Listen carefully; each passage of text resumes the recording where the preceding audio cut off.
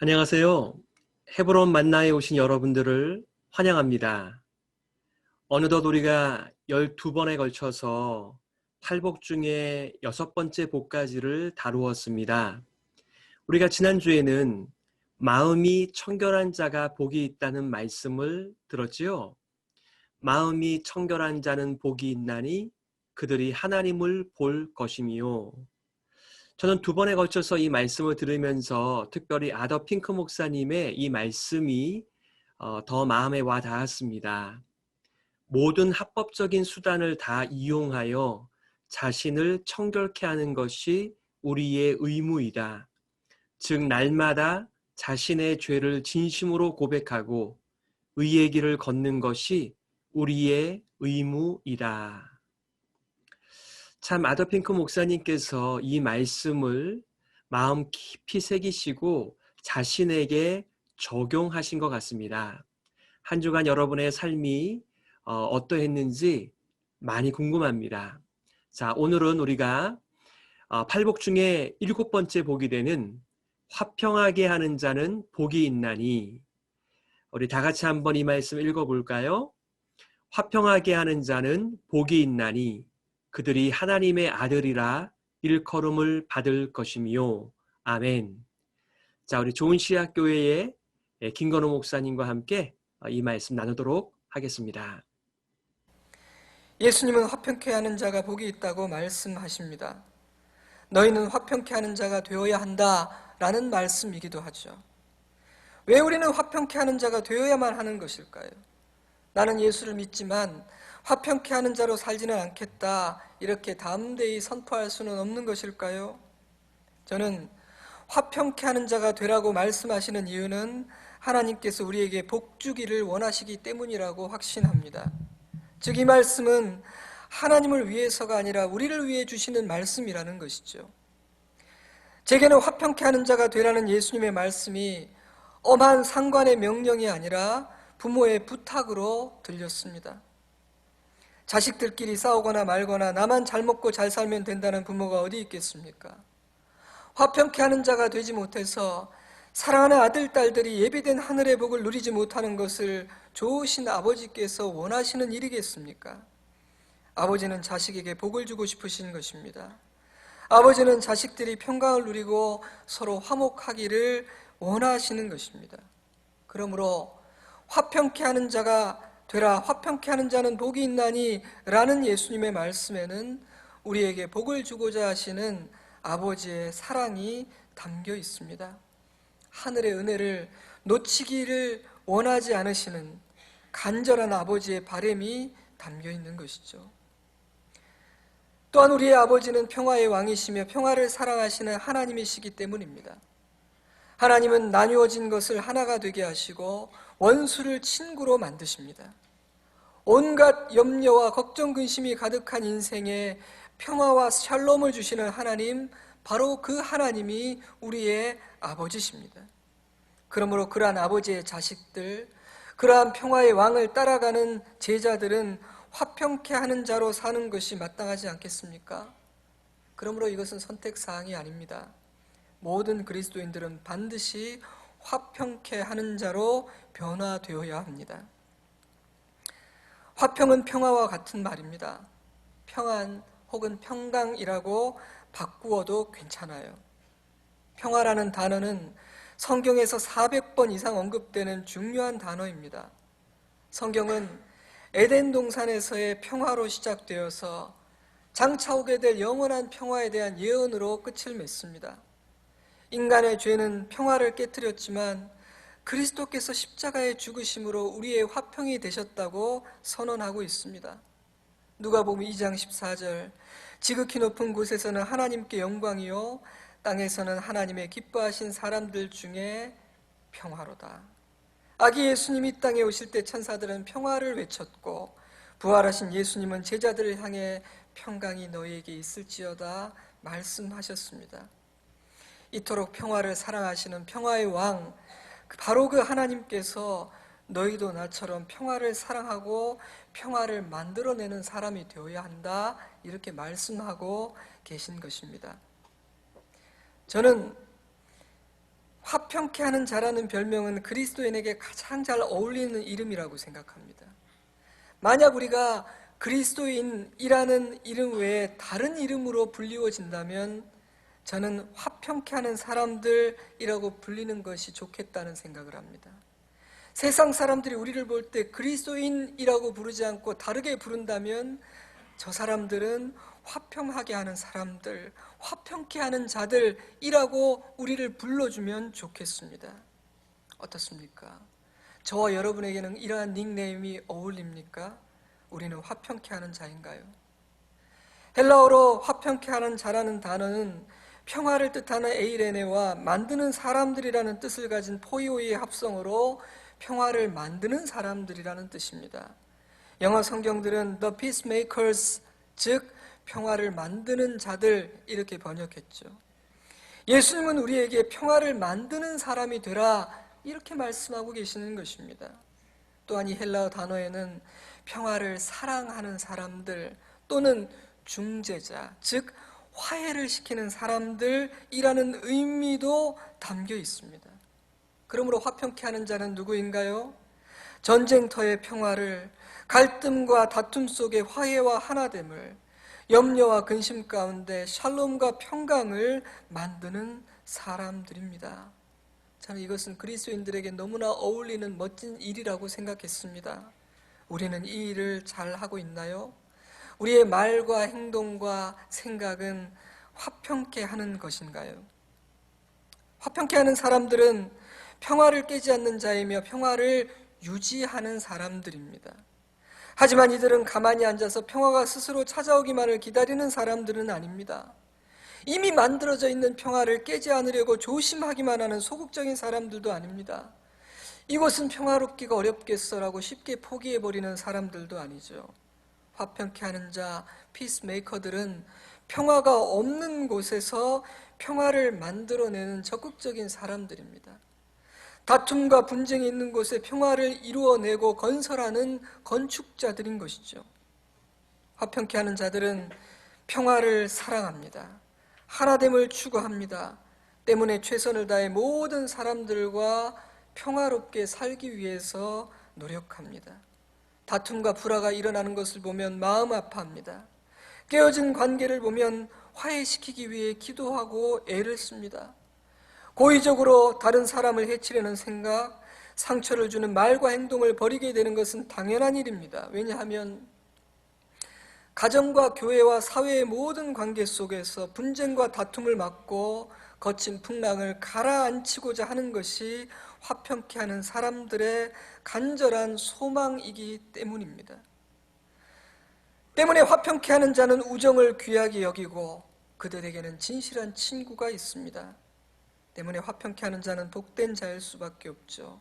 이 땅에서 좋은 친구를 가졌으며 하나님께서 가장 기뻐하시고 중요하게 여기시는 그 일을 하기 때문에 이들은 하늘의 복을 놓칠 수가 없는 것입니다. 화평케 하는 자가 만드는 평화는 단순히 갈등이나 싸움이 없는 상태가 아닙니다. 공동묘지에는 갈등도 없고 싸움도 없지만 우리는 평화의 상징으로 공동묘지를 생각하지는 않죠. 왜냐하면 평화란 무엇인가가 없는 상태가 아니라 무엇인가가 있는 상태이기 때문입니다. 단지 갈등과 싸움이 없는 상태가 아니라 올바른 관계가 세워지고 하나님의 의로우심과 사랑이 있는 것, 그것이 진정한 평화입니다. 유대인들이 샬롬이라고 인사할 때는 단지 전쟁이 없기를 바랍니다라는 뜻이 아니라 하나님께서 우리에게 주실 수 있는 모든 의로움과 선하심이 허락되기를 바랍니다 라는 뜻으로 인사했던 것이죠. 그러므로 화평케 하는 자들이 만드는 평화는 하나님의 의로움과 선하심과 크신 사랑 안에서 하나가 되고 함께 같은 비전을 바라보며 믿음의 길, 사명의 길을 걸어가는 적극적인 평화로움인 것입니다. 그러므로 평화는 휴전 상태와는 다릅니다. 휴전은 잠시 전투가 중단되는 것이지만 평화는 문제가 해결되고 전쟁이 끝나는 것입니다. 휴전 상태에는 불안과 긴장이 남아있지만 평화에는 안식이 있습니다. 때문에 참된 평화는 형제를 있는 그대로의 모습으로 받아들이고 서로를 진심으로 이해하게 되는 적극적인 사랑과 관용입니다. 적극적인 사랑과 관용입니다. 그것이 평화입니다. 다른 사람을 내 뜻대로 바꾸려고 하고 나의 생각으로 판단하고 정죄하는 곳에서 화평케 되는 일은 절대 일어날 수가 없는 것이죠. 하지만 평화는 문제를 회피함으로 주어지는 것도 아닙니다. 상처가 썩어가 냄새가 나고 고름이 터지고 있는데 거기에 일회용 반창고를 붙인다고 평화가 이루어지지는 않습니다. 모든 분열과 다툼과 미움의 뿌리는 죄와 욕심과 이기심이기 때문에 자신의 죄와 공동체의 죄를 정직하게 대면하고 진정으로 회개하고 그 죄악을, 그 썩은 것을 도려내지 않고서는 참된 평화가 이루어질 수는 없는 것이죠. 그런데 여러분, 죄를 도려내고 문제에 직면하는 태도와 자세가 너무나 중요합니다. 화평케 하는 자는 참으로 온유한 심령으로 문제의 뿌리를 찾아내고 수술합니다. 온유한 심령으로 문제를 다루고 온유한 심정으로 죄인을 대합니다.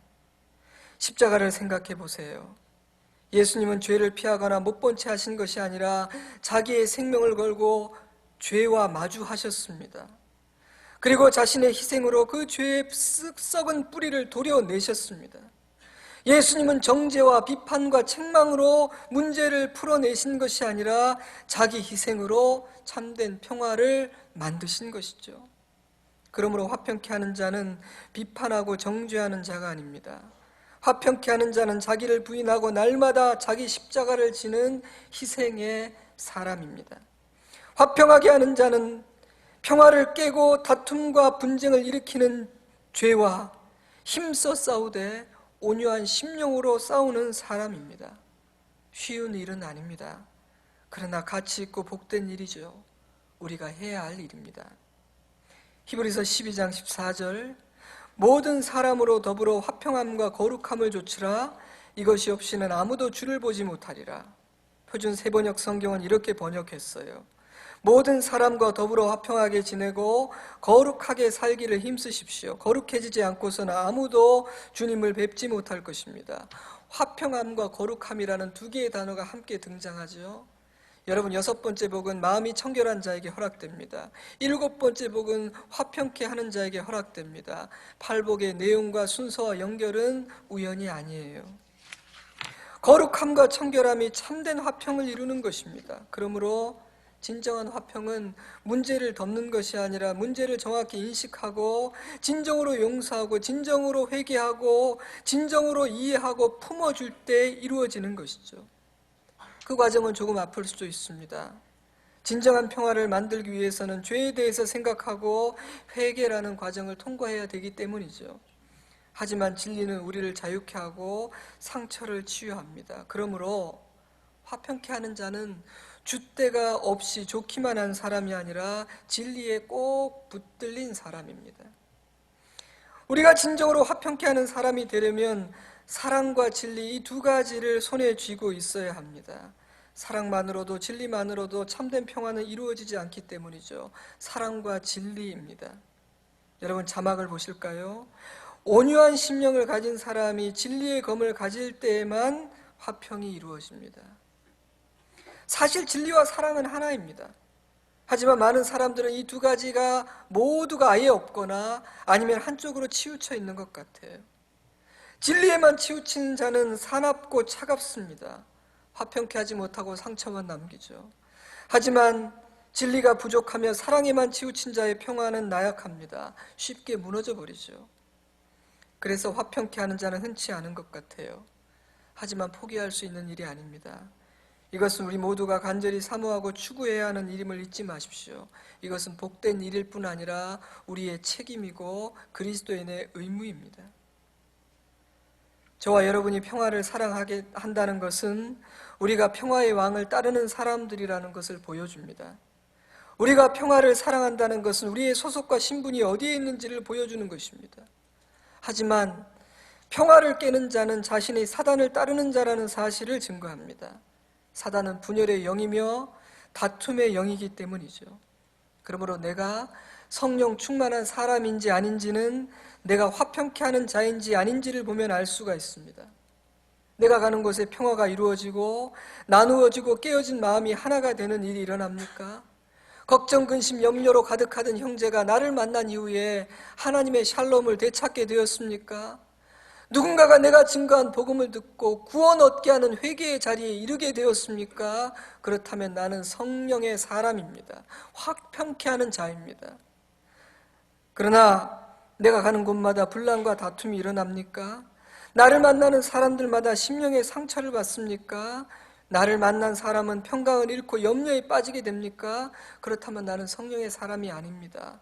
사랑하는 형제 자매 여러분, 우리가 가는 그곳에는 어떤 일이 일어나고 있습니까? 하나님은 평화를 사랑하십니다.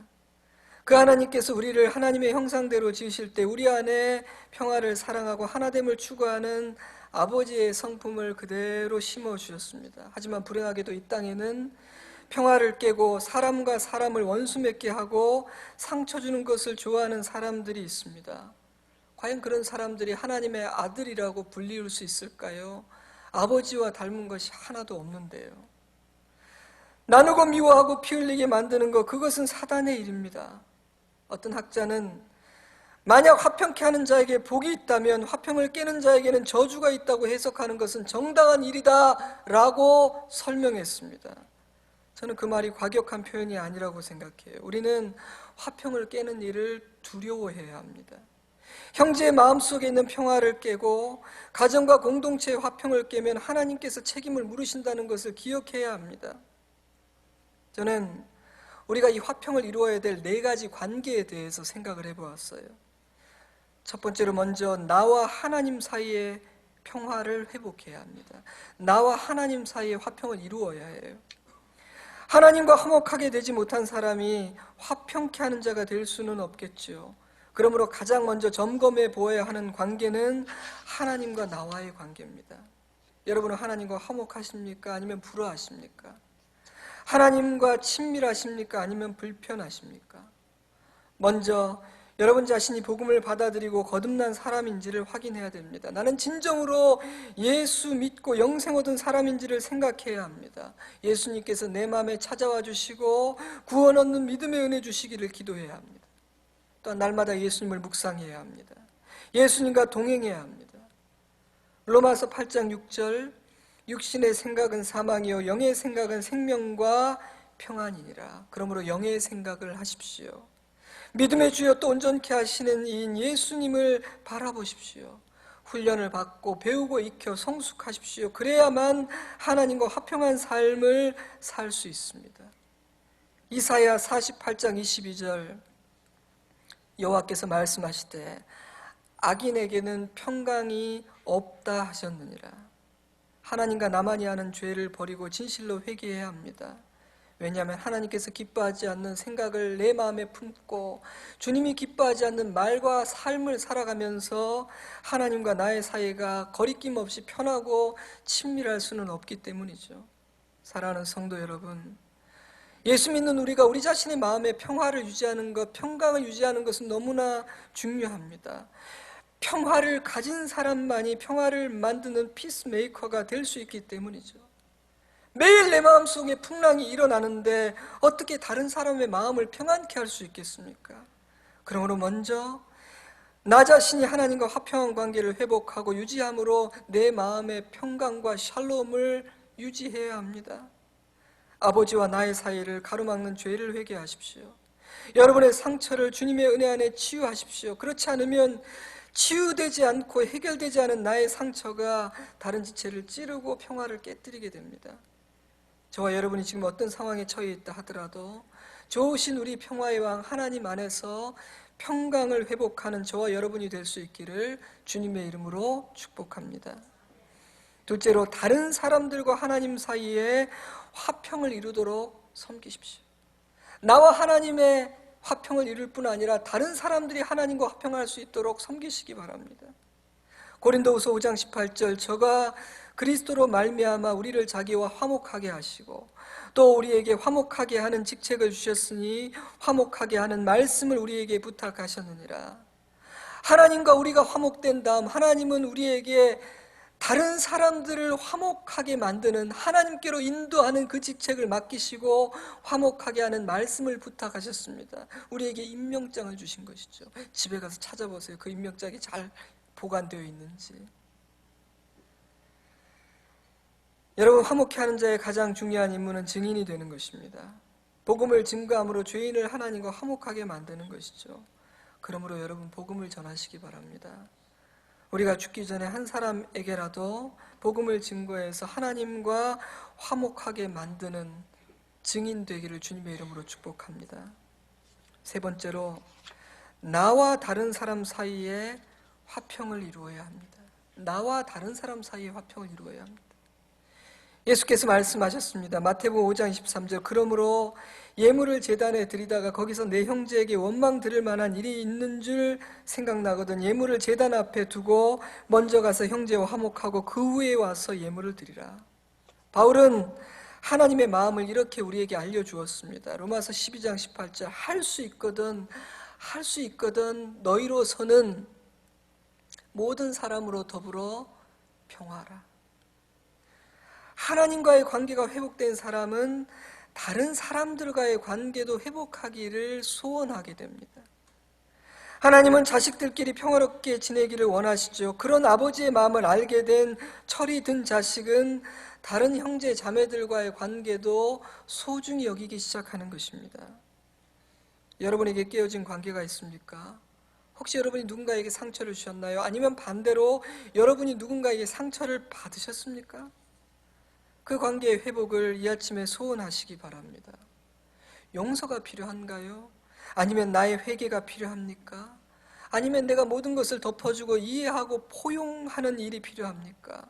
용서, 회개, 이해와 포용, 이 중에서 우리가 해야 될 행동은 무엇입니까? 그것을 하시기 바랍니다. 누군가가 먼저 해야 됩니다. 우리가 먼저 하면 좋겠습니다. 회개를 하든지 이해를 하든지 용서를 하든지 안아주든지 관계를 회복하고 나와 다른 사람이 화평하게 되기 위해 해야 될 그 일을 할 수 있기를 바랍니다. 그리함으로 나와 다른 사람들의 관계도 화평하게 되기를 주님의 이름으로 축복합니다. 마지막 네 번째로, 우리는 다른 사람과 다른 사람들이 화평할 수 있도록 돕는 사람이 되어야 됩니다. 헬라어로 화평케 하는 자라는 단어에는 중재자, 화해를 시키는 사람이라는 뜻이 있다고 말씀드렸죠. 화해를 시키는 것, 화목하게 만들어주는 것, 그리스도인들이 할 수 있는 너무나 의미 있고 복된 일이라고 생각해요. 여러분, 사단은 이간질하는 존재입니다. 사단은 이간질하는 존재예요. 사단은 사이를 더 벌어지게 하고 오해를 더 깊게 만드는 악한 존재입니다. 그러나 하나님의 사람들, 화목케 하는 자들은 이해를 시키고 오해를 변화시키고 화해를 시킵니다. 저는 이간질하고 편을 가르는 사람은 가장 질이 나쁜 사람 중에 하나라고 생각합니다. 누군가의 고요한 마음에 풍랑을 일으키고 누군가를 오해하고 나쁘게 생각하도록 하는 일은 그리스도인들이 해서는 안 되는 너무나 악한 일입니다. 하나님께서 반드시 책임을 물으실 일입니다. 그러나 화평케 하는 자는 풍랑을 잠잠케 합니다. 부정적인 생각을 소망의 생각으로 바꾸어 줍니다. 오해를 바꾸어 이해하는 마음으로 변화시켜 줍니다.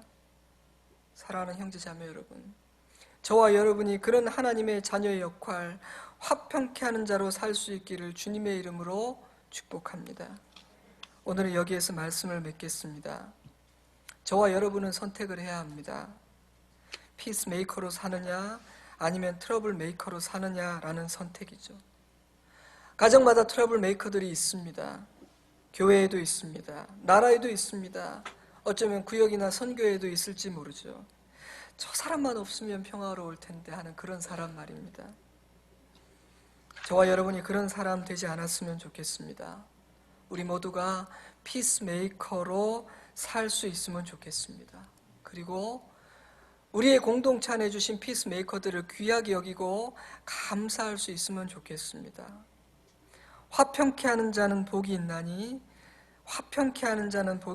저희가 하나님의 아들이라 일컬음을 받을 것이며 우리 모두가 진정으로 이 하늘의 복을 누리고 하나님의 아들이라 일컬음 받는 자녀들로 살기를 주님의 이름으로 축복합니다.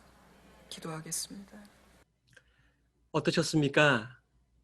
화평하게 하는 사람이 복이 있다라고 말씀하는데 우리가 살아가는 세상과 가정과 교회 안에 샬롬보다는 엔샬롬이 가득한 것 같습니다. 화평을 이루어야 하는 네 가지 관계에 관하여 하나님과 나와의 관계에서의 화평, 또한 다른 사람들과 하나님과의 관계에 있어서의 화평, 또한 나와 다른 사람들과의 관계에서의 화평, 또한 다른 사람들과의 사이에서의 화평, 이 네 가지의 관계를 우리가 잘 감당하면 좋겠습니다. 내일 우리 이 시간에 다시 뵙도록 하겠고요. 하나님께서 우리에게 화평 주시기를 기대합니다.